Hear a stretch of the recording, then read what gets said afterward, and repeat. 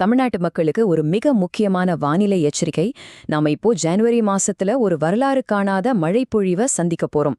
இது என்ன, ஏது, நம்ம ஏன் ரொம்ப கவனமா இருக்கணும்னு விரிவா பார்க்கலாம் வாங்க. சரி, எல்லாருக்கும் மனசுல வர்ற முதல் கேள்வி இதுதான்.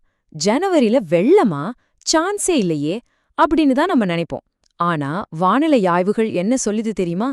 பதில் ரொம்பவே தெளிவு. மிக கனமழை முதல் அதிகனமழை வரைக்கும் பெய்யறது உறுதியாயிடுச்சு. இதுல எந்த ஒரு மாற்று கருத்தும் இல்ல. எல்லா வானிலை மாடல்களும் இதையே தான் சொல்லுது. அதனால இந்த முன்னறிவிப்பை நாம ரொம்ப சீரியஸா எடுத்துக்கணும். இதை ஏன் நாம வரலாறு காணாத மழை அப்படின்னு சொல்றோம்? ஏன்னா ஜனவரி மாசத்துல இந்த அளவுக்கு ஒரு பெரிய மழைப்பொழிவு வர்றது ரொம்ப ரொம்ப அபூர்வமான ஒரு விஷயம். சரி, இது எந்த அளவுக்கு தீவிரமா இருக்கும்? யோசிச்சு பாருங்க.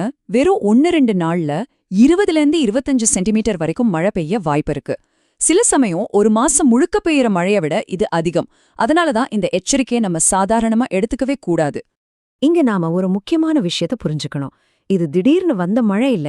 நம்மளோட செயற்கைக்கோள் டேட்டா, கம்ப்யூட்டர் மாடல்ஸ் மூலியமா பல நாளா இந்த வானிலை அமைப்பை கண்காணிச்சுக்கிட்டே தான் வரும்.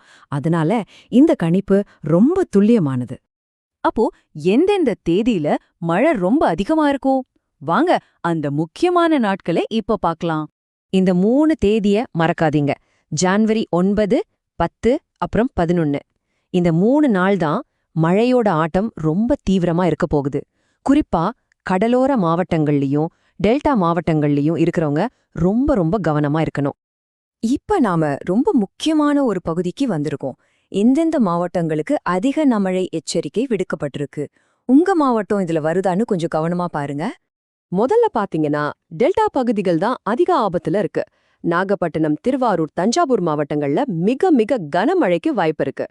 இங்க லிஸ்ட்ல உங்க ஊர் பேர் இருக்கான ஒரு தடவை செக் பண்ணிக்கோங்க. அது மட்டும் இல்லாம அரியலூர், பெரம்பலூர், புதுக்கோட்டை மாவட்டங்களோட சில பகுதிகளும் பாதிக்கப்படலாம். இந்த லிஸ்ட் இன்னும் முடியல. திருச்சிராப்பள்ளி, கடலூர், விழுப்புரம் மாவட்டங்களையும் மிக கனமழை பெய்யும்னு எதிர்பார்க்கப்படுது.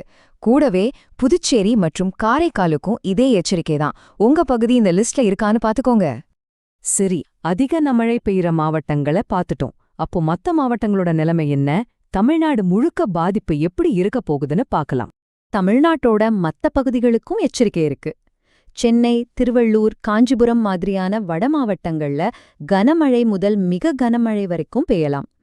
அதே மாதிரி மதுரை, கோவை, திருநெல்வேலி மாதிரி தென் மற்றும் மேற்கு மாவட்டங்கள்ல மிதமான மழையிலிருந்து கனமழை வரைக்கும் எதிர்பார்க்கலாம். உங்க மாவட்டம் எந்த கேட்டகரியில வருதுன்னு இந்த டேபிள்ல பாத்துக்கோங்க. சரி, இந்த மழை எவ்ளோ நாளைக்கு இருக்கும்? எப்போ குறையும்? நாம் அடுத்ததா என்ன செய்யணும்? வாங்க அதை பத்தி பாப்போம். ஒரு நல்ல விஷயம் என்னன்னா, இந்த தீவிர மழை ரொம்ப நாளைக்கு நீடிக்காது. பொங்கல் பண்டிகை நெருங்கும்போது மழையோட தீவிரம் கொஞ்சம் கொஞ்சமா குறைய ஆரம்பிச்சிடும். அதுக்கப்புறம் நிலைமை சரியாயிடும்.